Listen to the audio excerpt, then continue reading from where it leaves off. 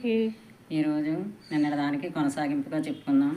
విశాఖ గురించి తప్పనిసరిగా చెప్పుకోవాలి. బుద్ధ చర్యల్లో విశాఖకి ఎంత స్థానం కాదు. ఆ మహిళకి అంత గొప్ప. తాను 7వ సంవత్సరంలోనే బుద్ధుని ఉపాసిక అయింది. వాళ్ళ తాతయ్యని కోరిపెట్టి బుద్ధుని దర్శనం కావాలని కోరి మరీ బుద్ధుని దగ్గరికి దర్శనానికి వెళ్ళింది. అప్పుడే ఉపాసన అయింది.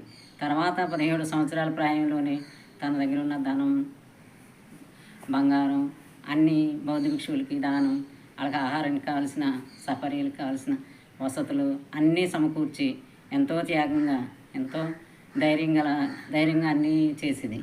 అత్తవారింటికి వెళ్ళాక కూడా అత్తవారింట్లో కూడా ప్రతి ఒక్కరిని బౌద్ధంలోకి తన బోధన ద్వారా, తన చర్యల ద్వారా మార్పు తెచ్చింది. మామగారు కూడా, ఆ మామగారు నిఘంటు దాంట్లో ఉండేవారు, అన్ని శాసనాలు అన్నమాట. అప్పుడు ఆమె తన బోధనలతో దాంతో ఆయన చాలా మార్పు తెచ్చింది. ఆమె తర్వాత ఏమన్నాడు,